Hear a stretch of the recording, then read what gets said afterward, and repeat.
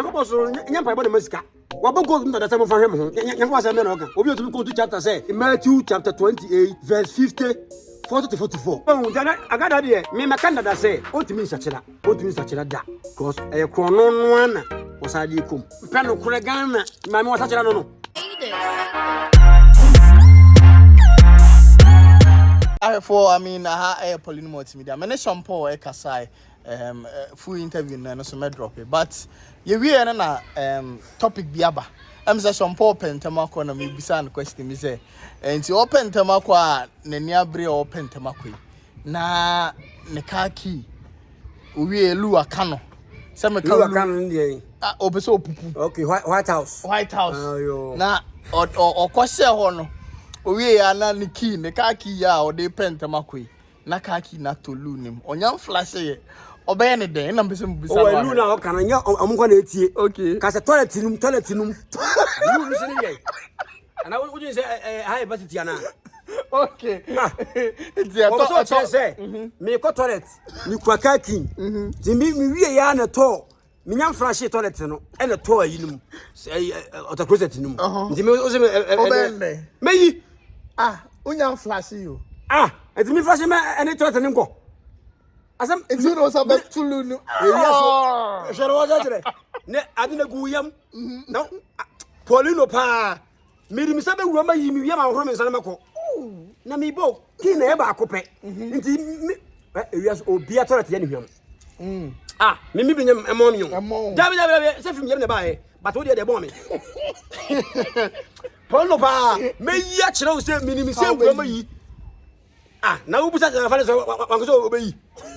Kwagu flex say gami but afero jino so say gami me no say kinu we ubo yeye enti wo say wo yiye ba say kwa na kwa to wape bibi da be ni kira ma ma fra bo kira ba wa bra me e bi kwa meeting kese bi na ye kwa bi 2 billion da so na to come toilet tinti e be ro amore ni mo enti dian because me am more fu say there ja we ye ma me no mi so ye sano ye tiri eja na gu no mu de jane no amusi ye ni akwan ba ya akwan ya libia hute but also odi ikoye ne ba odo akola no meyi pa chiraw asem na okay to say den dot adina wo yam e pa so jani kasa me bo amuntie okay omon comment say me boa say me dem say wura me mem tara tira me yi a my bone yanya ni general question yeah wa ubeyi na wunyi me dem say meyi enti wa wo he no ubeyi na say wunyi unya wunyi ta omunyo kasa ubeyi na bia na bebe okọ enye important mimi adeza wunyi mama nako gente wunyi more be adin be rura more dia toilet no every one mu na buy every me but say waste enti na buy waste e be cross na bia kam ana toilet no kan nya eba e bia kam enti na wo twen ye kokon wo twen ye si wo twen bi man kwan de no and ye wo mu no different akọ share e kas ma chro le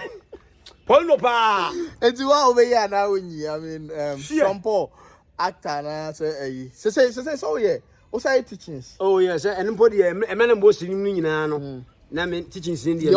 ye na me kan patwa me kan patwa dari say me te sa o but de du han kula de hunu o mo kakra oh no the people at a time in the industry I mean speak the God I say in the past as something earlier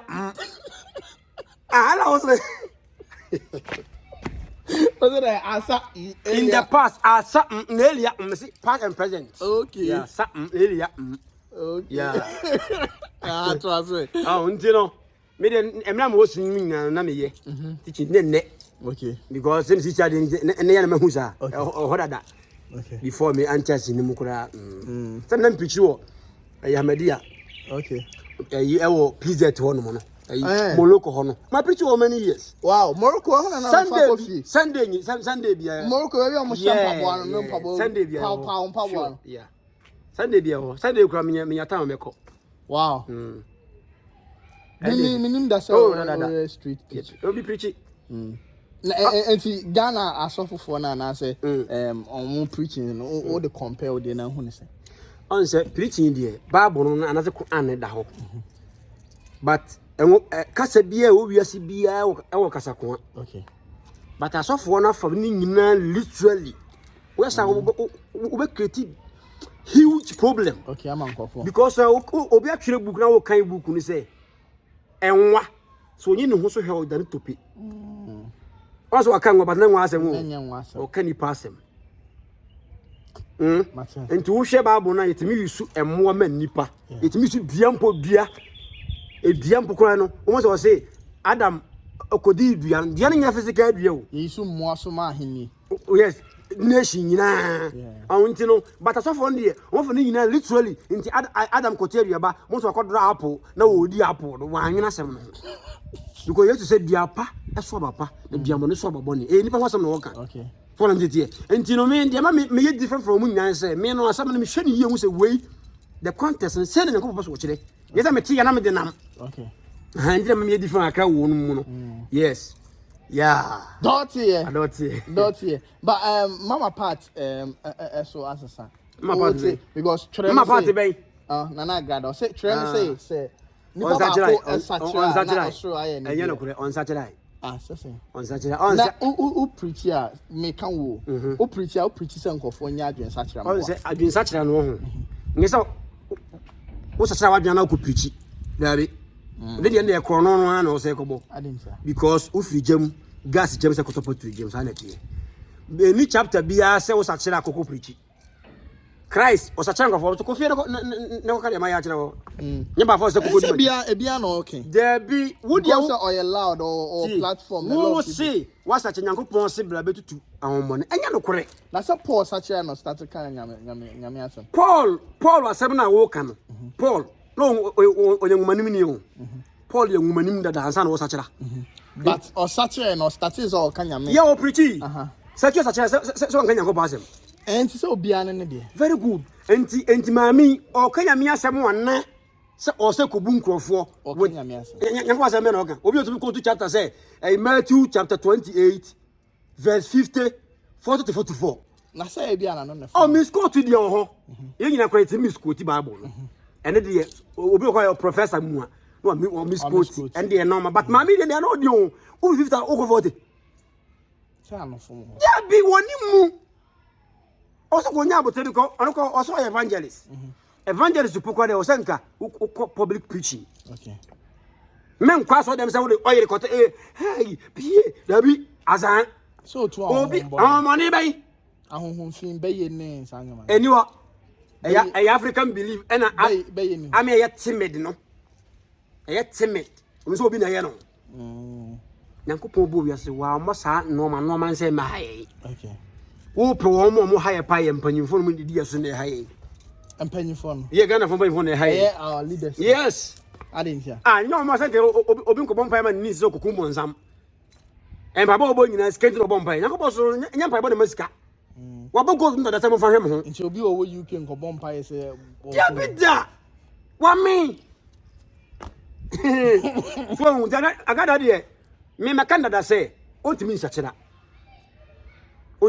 da because krono no ana wasadi kom eno a all right yes sompo asema o kana no me de mintimi ene no enya adwen oh say una hosting nti unyi nya adwen nti ba ma no wasachira mo mpe no kure Ghana ma me wasachira no Bible say say otinini ni ai otinini sachira odi boye free no there be otinini ni efree ne tinini mu ekọ ne boni mu a osoro ya areho sanso na odi boye ni de o kan o ka so osoro ya areho o Bible no o kan mem ko tuma o kan Hezekiah chapter 18 eko 20 na o say so tinini ni sanifi na obi otinini so jai to ho na so kwa kwambo so obewum ni apana hye no na mo so di boye ni sanifi na kwambo ni nyina ho o ye no jai obenya nkwa tana Bible na kan no so osoro ya areho osoro ya niji osoro de hwana to no rekọ hwana to so maji se nyango pot so maji no no nyango pot ni place we beyond this creation look at what one limit no ati sanya suru suru no hwana boy so no nti onya ma na ote hin nti oboye no otu kwata na ho Mom Sasa asem de o kan obi Mamo limiti no. Obi so meti mebusa say. Nyame na o kan no free hin. Se se na meti agase. Se metu buakwa. Enti metu. Nyankopon o ho dada e no boss anu ma yehu nyina de ma nipa. Okay. Nti sulumu so wo ba ma nipa. Boya ye tie asasi so. Okay. Baby ya de bo nyina boya yi. No mo ntu ka Nyankopon wo te soro ho. Ho no man sa no wo asonya asase no. Okay. So he beyond the discretion. Ko an ko wasi akurusi wu samawati and wati akoya na oteso no nyi do tamye so no tumi no eso bro eso na hodo na hase no nti se Nyankopon sa na he na ode kwatena ode ne kokom dabi I think it's a branch or a deep I mean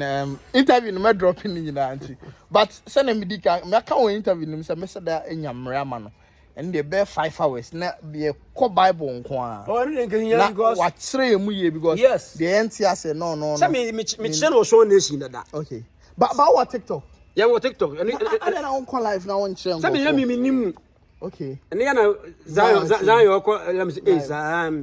followers 1 something thousand followers okay 1 something thousand oh where you near there so nation TV na your YouTube na no na masali ako it's in batch wa o he bia ko follow no TikTok because I also bet me a live be na so mo hwe nyina na mo gift no abrochire for ne hye mo gift no the top band no the more teachings na yenya omo message mo I think I like his teachings and I know it's too bold obi sachira abeya silent na me yo e wo se yi san gidi hu na e firi kofo ti no mo hu Nyankopon kroje no to ti fie mpo no se Nyankopon osum ni ye